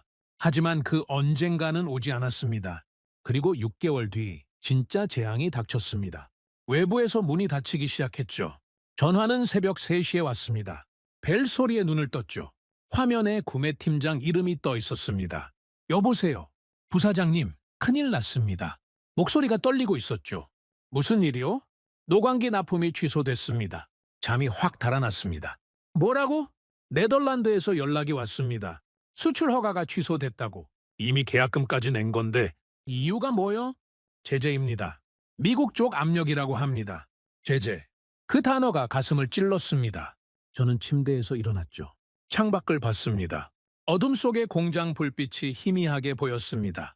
다른 경로는 없어? 우회 수입이라도 알아보고 있습니다. 하지만 쉽지 않습니다. 미국이 압박을 넣으면 어디서든 막히거든요. 전화를 끊었습니다. 저는 한동안 창밖을 바라봤죠. 노광기, 반도체 공정의 심장. 이게 없으면 아무것도 못합니다. 웨이퍼 위에 회로를 새기는 장비. 나노 단위의 정밀함이 필요한 기계. 전 세계에서 만들 수 있는 회사는 하나뿐이었죠. 네덜란드의 그 회사. 그리고 그 문이 닫혔습니다. 다음 날 아침 긴급 회의가 소집됐습니다. 회의실 분위기가 무거웠죠. 모두의 얼굴이 창백했습니다. 상황이 어떻소? 왕 회장이 물었습니다. 구매팀장이 보고를 시작했죠. 노광기 3대 납품이 전면 취소됐습니다. 계약금 500억 원은 반환 절차 중입니다. 반환은 됩니까? 네, 그건 됩니다.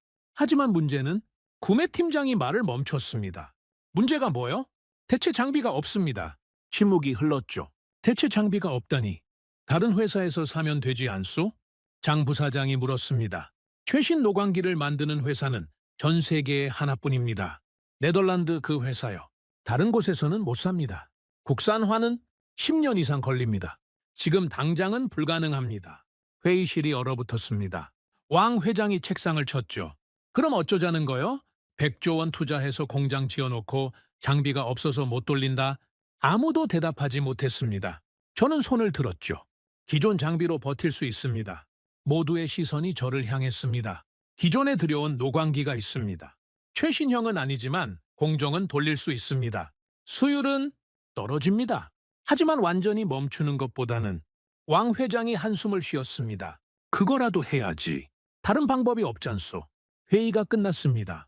하지만 그건 시작에 불과했죠. 며칠 뒤 또 다른 소식이 왔습니다. 소재 수입도 막혔습니다. 고순도 화학물질, 특수가스, 정밀 부품, 반도체 생산에 필요한 수백 가지 소재 중 상당수가 수입 제한 목록에 올랐죠. 이것도 제재입니까? 제가 물었습니다. 네, 미국 상무부 발표입니다. 반도체 관련 품목 전면 수출 통제. 담당자의 목소리가 떨렸죠. 대체품은 국산 대체품이 있긴 합니다. 하지만 순도가 떨어집니다. 쓰면 수율이 더 떨어질 겁니다. 수율이 더 떨어진다. 이미 14%인 수율이 더 떨어진다고요. 저는 눈을 감았습니다. 돈이 있어도 못 사는 세상이 됐습니다. 100조 원이 무슨 소용입니까? 팔지 않으면 살 수가 없는데 그제야 깨달았습니다. 돈이 무력해지는 순간이 있다는 걸. 공장은 계속 돌았습니다. 하지만 결과는 처참했죠. 기존 장비와 국산 대체 소재로 버텼지만 수율은 바닥을 쳤습니다. 8%, 6%, 5%. 숫자가 끝없이 떨어졌죠. 불량 웨이퍼가 산더미처럼 쌓였습니다. 창고가 부족해서 야적장까지 동원했죠. 수천, 수만 장의 웨이퍼가 햇빛 아래 버려져 있었습니다. 어느 날 야적장을 둘러봤습니다. 반짝이는 웨이퍼들이 쌓여 있었죠. 아름다웠습니다. 하지만 그건 전부 쓰레기였습니다. 천민기 옆에 서 있었죠. 부사장님, 이걸 어떻게 합니까? 어떻게 하긴 폐기해야지. 폐기 비용만 수십억입니다. 알라. 저는 웨이퍼 더미를 바라봤습니다. 우리가 만든 건 반도체가 아니라 쓰레기였군. 중얼거렸죠. 천민근 대답하지 않았습니다. 내부에서는 책임 공방이 시작됐습니다. 회의실 분위기가 험악해졌죠. 예전에는 침묵했던 사람들이 이제는 목소리를 높였습니다. 애초에 전략이 잘못된 거 아닙니까? 장 부사장이 말했죠. 한국 엔지니어 데려오면 3년 만에 따라잡는다고 했잖소. 그게 누구 말이었소? 시선이 저를 향했습니다. 그건 100조 원을 투자해서 이 꼴이 됐소. 수율 5%, 장비 수입 막힘, 불량품 산더미. 누가 책임질 거요? 장 부사장, 왕 회장이 말을 끊었습니다. 지금은 책임 따질 때가 아니오. 수습이 먼저요. 수습? 장 부사장이 웃었습니다. 어떻게 수습합니까? 장비도 없고 소재도 없고 기술도 없는데? 회의실이 조용해졌습니다. 왕 회장이 저를 바라봤죠. 리 부사장, 방법이 있소? 저는 대답하지 못했습니다. 방법이 없었으니까요. 회의가 끝난 뒤 순 부사장이 다가왔습니다. 리 부사장, 조심하시오. 무슨 말이오? 지금 분위기 보이지 않소? 누군가 책임을 져야 하는 상황이오. 그게 누가 될 것 같소? 저는 침묵했습니다. 전략 총괄이 누구요? 한국 엔지니어 영입 승인한 게 누구요? 3년 추격 가능하다고 보고한 게 누구요? 순 부사장이 제 어깨를 툭 쳤죠. 다리 부사장 이름으로 된 서류들이요. 조심하시오. 발걸음 소리가 멀어졌습니다. 저는 복도에 혼자 서 있었죠. 그들의 말이 맞았습니다. 모든 서류에 제 서명이 있었죠. 전략보고서, 예산 승인서, 인재 영입 계획서. 전부 리웨이천이라는 이름이 적혀 있었습니다. 방패막이. 제가 방패막이가 된 겁니다. 며칠 뒤 김태현이 저를 찾아왔습니다. 리 부사장님, 말씀드릴 게 있습니다. 뭡니까? 저희 팀 전원이 계약을 종료하기로 했습니다. 예상했던 말이었지만 막상 들으니 가슴이 무너졌습니다. 왜요? 조건을 더 드릴 수 있습니다. 연봉도, 지원도. 그런 문제가 아닙니다. 김태현이 말을 끊었죠. 이 구조에서는 안 됩니다. 구조요? 리 부사장님, 저희가 여기 온 지 2년이 됐습니다. 그동안 공정 개선안을 30번 넘게 올렸습니다. 실제로 적용된 건 5개도 안 됩니다. 김태현의 목소리가 단단했습니다. 실패를 보고하면 문책당하고, 문제를 지적하면 분위기가 얼어붙고, 제안을 해도 받아들여지지 않습니다. 이런 환경에서 기술이 발전할 수 없습니다. 저는 대답하지 못했습니다. 저희가 삼성에서 배운 건 기술만이 아닙니다. 실패를 기록하고, 공유하고, 개선하는 문화를 배웠습니다. 여기에는 그게 없습니다. 있어도 작동하지 않습니다. 김태현이 저를 바라봤습니다. 죄송합니다, 부사장님. 부사장님 잘못이 아닌 건 압니다. 하지만 저희도 살아야 합니다. 여기 더 있으면 엔지니어로서 끝납니다. 김 박사, 마지막으로 한 말씀만 드릴게요. 김태현이 말했죠. 부사장님도 아시잖아요? 이 프로젝트가 어떻게 될지. 지금이라도 빠지시는 게. 그만하시오. 제가 말을 끊었습니다. 저는 여기서 빠질 수 없소. 제 서명이 들어간 서류가 너무 많소. 김태현이 잠시 저를 바라봤습니다. 그의 눈빛에서 동정을 읽었죠. 아니, 연민이었을지도 모릅니다. 알겠습니다. 안녕히 계십시오. 김태현이 돌아섰습니다. 문이 닫혔죠. 그게 마지막이었습니다. 한 달 뒤 남아있던 한국 엔지니어 7명이 전원 떠났습니다. 공항까지 배웅하지 않았습니다. 볼 면목이 없었거든요. 그들이 떠난 뒤 공장은 더 조용해졌습니다. 생산 라인은 돌아가고 있었죠. 장비는 작동했고 사람들은 움직였습니다. 하지만 뭔가 빠져 있었습니다. 영혼이 없었죠. 어느 날 밤 공장을 둘러봤습니다. 클린룸에 불이 켜져 있었죠. 장비가 돌아가고 있었습니다. 형광등 불빛이 하얗게 빛났습니다. 하지만 결과물은 없었죠. 수율 110%, 100개 중 95소개가 쓰레기. 장비는 돌아가지만 만들어지는 건 불량품뿐이었습니다. 저는 유리창 너머를 바라봤습니다. 텅 빈 것 같았죠. 사람은 있었지만 희망은 없었습니다. 장비는 있었지만 기술은 없었죠. 유령 공장. 그 단어가 머릿속에 떠올랐습니다. 불은 켜져 있었습니다. 하지만 아무것도 태우지 못했죠. 저는 중얼거렸습니다. 공장이 숨을 멈췄다. 그건 비유가 아니었습니다. 진짜였죠. 며칠 뒤 왕 회장이 저를 불렀습니다. 리 부사장, 상부에서 연락이 왔소. 무슨 연락입니까? 프로젝트 축소 검토 지시오. 심장이 멈추는 것 같았습니다. 축소요? 예산 삭감, 인력 감축, 목표 하향. 사실상 포기 수순이요. 그럼 지금까지 투자한 100조는? 매몰 비용이요. 왕 회장이 한숨을 쉬었죠. 리 부사장, 우리가 외부 제재를 탓할 수는 있소. 미국이 막았다, 네덜란드가 안 팔았다. 그렇게 말할 수 있지. 왕 회장이 저를 바라봤습니다. 하지만 솔직히 말해서 그게 전부요? 저는 대답하지 못했습니다. 제재가 없었어도 됐겠소? 수율 5%로? 보고서에는 40%라고 썼지만 진짜는 5%였잖소. 그걸 모르는 사람이 없소. 침묵이 흘렀습니다. 우리는 외부 제재를 탓했지만 내부는 이미 무너져 있었소. 그게 진실이요. 왕 회장이 자리에서 일어났습니다. 정리하시오, 리 부사장. 깔끔하게. 문이 닫혔습니다. 저는 혼자 남았죠. 창밖을 봤습니다. 공장의 불빛이 여전히 반짝이고 있었습니다. 24시간 돌아가고 있었죠. 하지만 그 불빛이 달라 보였습니다. 예전에는 희망의 불빛이었죠. 이제는 장례식의 촛불 같았습니다. 저는 중얼거렸습니다. 끝났다. 100조 원, 3년, 수천 명의 인력, 수만 장의 불량 웨이퍼. 그게 남은 전부였습니다. 프로젝트 중단 발표는 조용히 이루어졌습니다. 언론에는 전략적 재편이라고 발표했죠. 글로벌 환경 변화에 대응한 선제적 구조 조정이라는 표현도 썼습니다. 실패라는 단어는 어디에도 없었죠. 하지만 모두가 알고 있었습니다. 끝났다는 걸.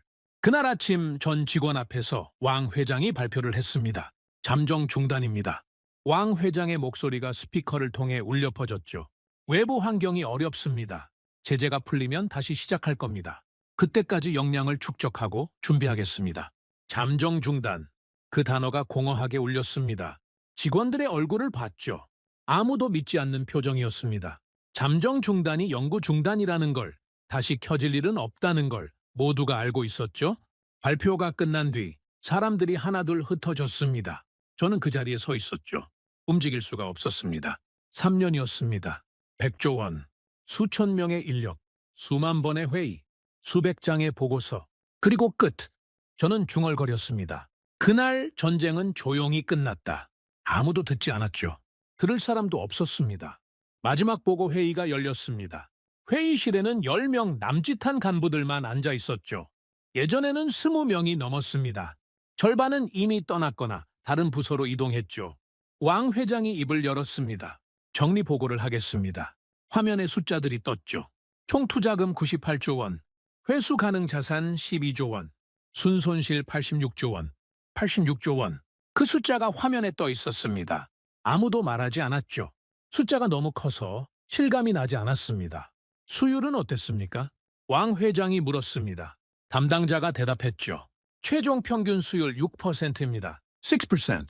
3년 동안 투자하고 노력하고 거짓말하고 결과는 6%였습니다. 목표는 얼마였죠? 90%였습니다. 침묵이 흘렀습니다. 6%와 90%. 그 격차가 회의실을 짓눌렀죠. 원인 분석은요? 왕 회장이 물었습니다. 담당자가 화면을 넘겼죠. 원인 분석 슬라이드가 떴습니다. 1. 핵심 장비 수급 차질. 2. 고급 인력 이탈. 3. 공정 최적화 실패. 4. 외부 제재 영향. 4가지 원인이 나열되어 있었습니다. 깔끔했죠. 하지만 진짜 원인은 없었습니다. 저는 손을 들었습니다. 한 가지 빠진 게 있습니다. 모두의 시선이 저를 향했죠. 뭡니까? 왕 회장이 물었습니다. 우리 자신입니다. 회의실이 조용해졌습니다. 외부 제재, 장비 문제, 인력 이탈. 다 맞는 말입니다. 하지만 그게 전부가 아닙니다. 저는 일어섰습니다. 우리는 실패를 숨겼습니다. 수율이 8%일 때 40%라고 보고했죠. 문제가 생기면 덮었고 질문이 나오면 막았습니다. 실패를 기록하지 않았습니다. 침묵이 깊어졌죠. 한국 엔지니어들이 뭐라고 했는지 기억하십니까? 실패를 기록해야 한다라고 했습니다. 기록해야 다음에 같은 실수를 안 한다고. 하지만 우리는 그 말을 듣지 않았습니다. 저는 회의실을 둘러봤습니다. 우리가 진 건 제재 때문만이 아닙니다. 우리 스스로 졌습니다. 아무도 대답하지 않았죠. 왕 회장이 한숨을 쉬었습니다. 리 부사장 말이 맞소. 하지만 지금 그걸 말해서 뭐가 달라지겠소? 달라지는 건 없습니다. 저도 인정했죠. 다만 기록은 해야 합니다. 왜 실패했는지. 다음에 같은 실수를 반복하지 않으려면. 왕 회장이 저를 바라봤습니다. 오랫동안 말이 없었죠. 알겠어. 리 부사장이 정리하시오. 솔직하게. 회의가 끝났습니다. 사람들이 빠져나갔죠. 저는 마지막까지 자리에 앉아 있었습니다. 화면에는 여전히 숫자가 떠 있었죠. 순손실 86조 원. 저는 그 숫자를 오래 바라봤습니다. 며칠 뒤 짐을 정리하다가 오래된 파일을 발견했습니다. 박정호가 남기고 간 자료였죠. 떠나기 전에 제 책상 위에 놓고 갔던 겁니다. 그때는 열어보지 않았죠. 시간이 없다는 핑계로 파일을 열었습니다. 제목은 삼성 반도체 30년의 기록이었죠. 읽기 시작했습니다. 1983년 삼성이 반도체 사업을 시작했을 때 이야기였습니다. 처음에는 우리와 다르지 않았죠. 외국 기술을 도입하고 엔지니어를 영입하고 막대한 자금을 투자했습니다. 그리고 실패했죠. 첫 번째 라인의 수율은 10%도 안 됐습니다. 우리와 비슷했죠. 하지만 다른 점이 있었습니다. 삼성은 그 실패를 기록했습니다. 왜 실패했는지, 어떤 조건에서 문제가 생겼는지, 어떻게 개선했는지 모든 걸 데이터로 남겼죠. 한 장의 웨이퍼가 불량이 나면 그 원인을 끝까지 추적했습니다. 수천 번, 수만 번 그 기록이 쌓였습니다. 1년, 5년, 10년. 실패의 기록이 산더미처럼 쌓였죠. 하지만 그건 쓰레기가 아니었습니다. 자산이었죠. 그 기록을 바탕으로 공정을 개선했습니다. 같은 실수를 반복하지 않았죠. 조금씩 수율이 올라갔습니다. 10%, 20%, 30%. 10년이 지나자 50%가 됐죠. 20년이 지나자 80%가 됐습니다. 30년이 지나자 90%를 넘겼죠. 그게 삼성의 30년이었습니다. 저는 파일을 덮었습니다. 손이 떨렸죠. 우리는 그 30년을 3년으로 압축하려 했습니다. 돈으로, 사람으로, 속도로. 하지만 우리가 가져오지 못한 게 있었죠. 실패의 기록, 수만 번의 실패, 수만 번의 분석, 수만 번의 개선. 그게 30년 동안 쌓인 겁니다. 그건 사람 몇 명 데려온다고 옮겨지는 게 아니었죠. 저는 중얼거렸습니다. 우리는 삼성의 기술을 훔치려 했다. 하지만 그들이 벌인 실패의 기록은 단 한 장도 가져오지 못했다. 그제야 이해했습니다. 박정호가 왜 그렇게 말했는지, 시스템이 없다고, 혼자 가져올 수 있는 게 아니다라고. 그가 말한 시스템은 장비나 소프트웨어가 아니었죠. 실패를 기록하고 공유하고 개선하는 문화, 질문을 허락하고 문제를 숨기지 않는 조직. 그게 시스템이었습니다. 우리에게는 그게 없었죠. 실패하면 문책당했습니다. 문제를 지적하면 분위기가 얼어붙었죠. 질문은 위험했고 침묵이 안전했습니다. 그래서 아무도 기록하지 않았죠. 아무도 공유하지 않았습니다. 같은 실패가 반복됐고 우리는 제자리를 맴돌았죠. 그들은 실패를 자산으로 삼았습니다. 우리는 실패를 범죄로 만들었죠. 그 차이가 30년과 3년의 차이였습니다. 저는 창밖을 바라봤습니다. 멀리 공장이 보였죠.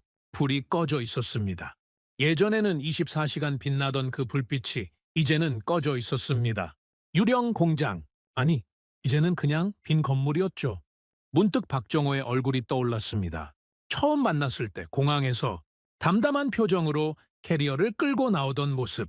반도체 공정은 혼자 할 수 있는 게 아닙니다. 라고 했던 그 말. 그때 저는 그 말을 무시했죠. 겸손한 거라고, 적응하면 달라질 거라고 생각했습니다. 하지만 그가 옳았습니다. 처음부터 끝까지 그가 옳았죠.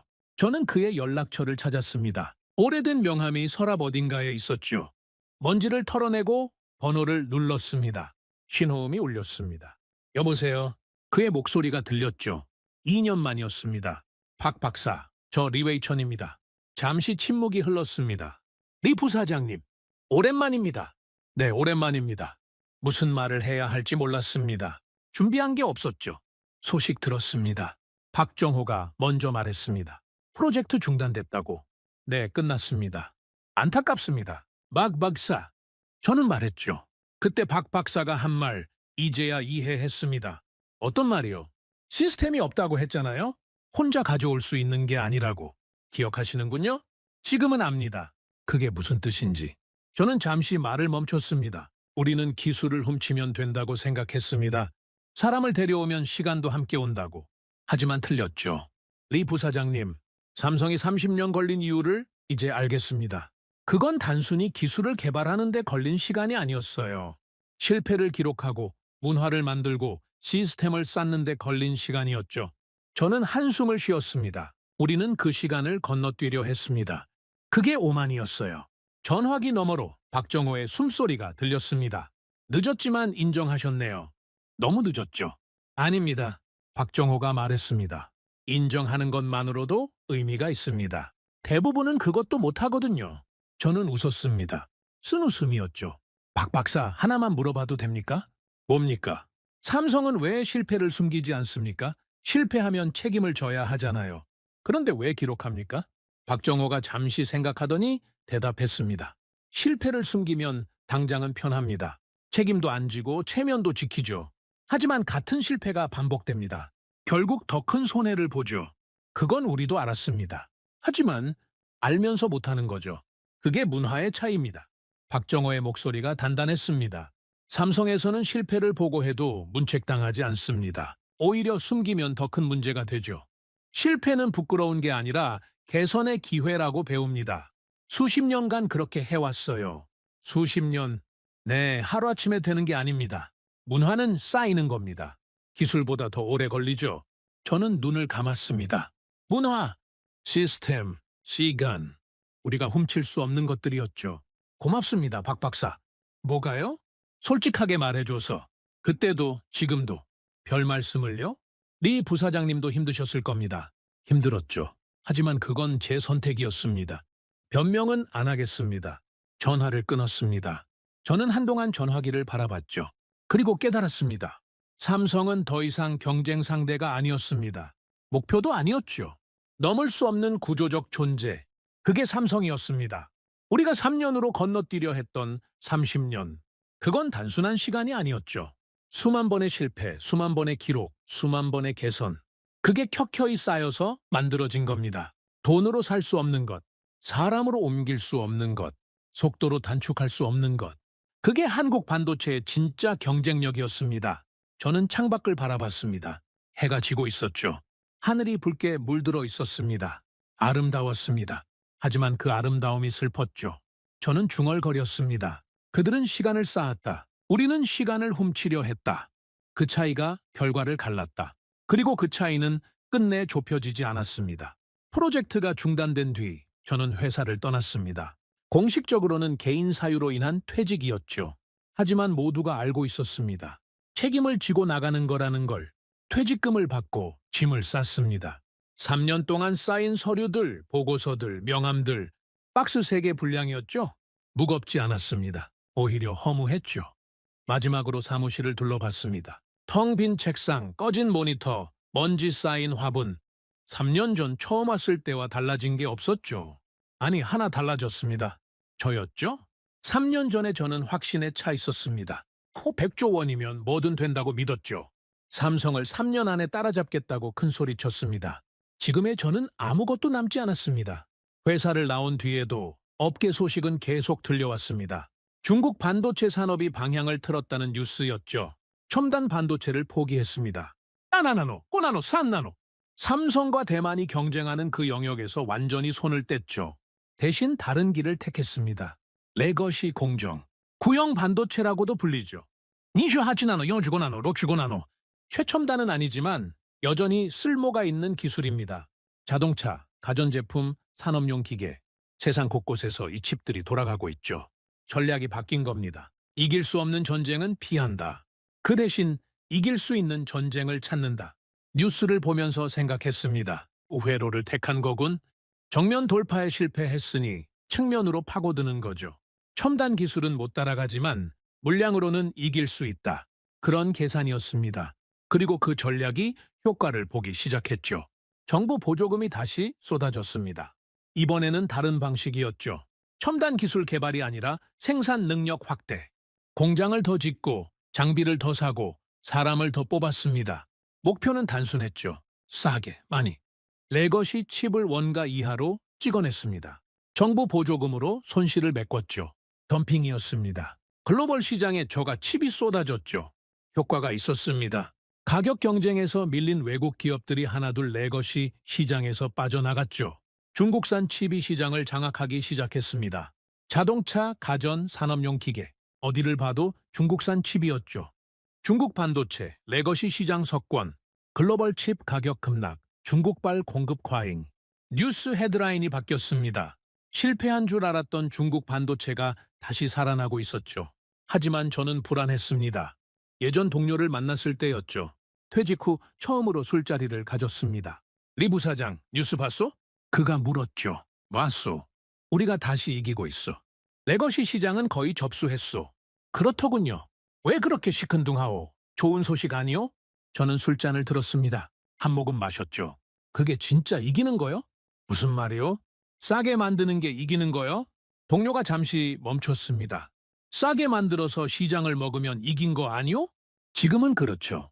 하지만 5년 뒤, 10년 뒤에도 그럴까요? 저는 술잔을 내려놓았습니다. 레거시 칩은 누구나 만들 수 있어. 우리가 싸게 만들면 다른 나라도 더 싸게 만들 수 있어. 베트남이든 인도든 결국 바닥을 향한 경쟁이 되는 거요. 그건 진짜 승자는 싸게 만드는 나라가 아니오. 없으면 안 되는 걸 만드는 나라요. 동료가 침묵했습니다. 한국을 보시오. 삼성을 보시오. 저는 말을 이었죠. 그들이 만드는 건 레거시 칩이 아니오. HBM, 첨단 패키징, AI 반도체. 이건 대체가 안 되는 거요. 삼성이 안 만들면 세상이 멈추는 거요. 과장 아니요? 과장이 아니요. 저는 단호하게 말했습니다. 지금 전 세계 AI 서버에 들어가는 메모리 절반 이상이 한국산이요. 엔비디아 GPU에 붙는 HBM, 삼성과 하이닉스가 만드는 거요. 이거 없으면 챗GPT도 안 돌아가오. 동료의 얼굴이 굳었습니다. 우리는 레거시 칩을 싸게 만들고 있소. 그건 맞소. 하지만 한국은 다른 전장에 있소. 아예 다른 게임을 하고 있는 거요. 술자리가 조용해졌습니다. 저는 창밖을 바라봤죠. 가격으로 이긴 전쟁은 언제나 기술에서 집니다. 그게 역사가 증명하는 거요? 그날 밤 숙소로 돌아와 오래 생각했습니다. 반도체 전쟁의 본질이 뭘까? 처음에는 단순하게 생각했죠. 더 작게, 더 빠르게, 더 많이. 그게 반도체 경쟁이라고. 하지만 틀렸습니다. 진짜 전쟁은 다른 곳에서 벌어지고 있었죠. 대체 가능성. 그게 핵심이었습니다. 레거시 칩은 대체 가능합니다. 중국이 만들든 베트남이 만들든 인도가 만들든 품질만 맞으면 어디서 사든 상관없죠. 그래서 가격 경쟁이 되는 겁니다. 하지만 첨단 칩은 다릅니다. HBM을 만들 수 있는 회사는 전 세계에 두세 곳뿐이죠. 최첨단 로직 칩을 찍을 수 있는 파운드리도 손에 꼽습니다. 이건 대체가 안 됩니다. 대체 불가능한 기술. 그걸 가진 나라가 진짜 승자입니다. 삼성은 그걸 알고 있었죠. 그래서 30년을 투자한 겁니다. 단순히 칩을 만드는 게 아니라 아무도 따라올 수 없는 영역을 구축한 거죠. 우리는 그걸 몰랐습니다. 아니, 알면서도 무시했죠.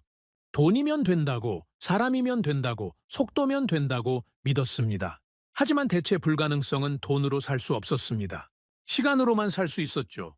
수십 년의 시간. 그 시간을 우리는 태워버렸습니다. 요즘 가끔 한국 뉴스를 봅니다. 삼성이 2나노 공정을 개발했다는 소식. 하이닉스가 차세대 HBM을 양산한다는 뉴스, 한국 반도체 수출이 사상 최대를 기록했다는 기사, 볼 때마다 복잡한 기분이 들죠. 부럽지 않다면 거짓말입니다. 분하지 않다면 그것도 거짓말이죠. 하지만 그보다 큰 감정이 있습니다. 존중. 그들이 30년 동안 쌓아온 것에 대한 존중. 수만 번의 실패를 기록하고 수만 번의 개선을 거치고 수만 명의 엔지니어가 밤을 새운 그 시간에 대한 존중. 우리는 그 시간을 건너뛰려 했습니다. 그리고 실패했죠. 하지만 그들은 그 시간을 온전히 걸었습니다. 한 걸음씩, 한 걸음씩. 그 차이가 결과를 갈랐습니다. 한국은 더 이상 경쟁 상대가 아닙니다. 기준입니다. 반도체 산업의 기준, 기술의 기준, 시스템의 기준.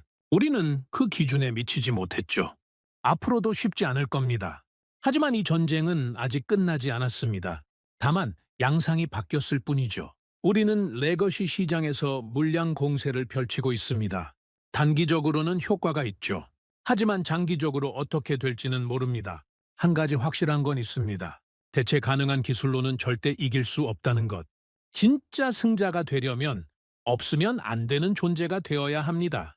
우리는 아직 그 단계에 이르지 못했죠. 그리고 한국은 이미 그 자리에 서 있습니다. 가끔 밤에 잠이 안 올 때가 있습니다. 그럴 때면 창밖을 바라보죠. 도시의 불빛이 반짝입니다. 어딘가에서는 공장이 돌아가고 있겠죠.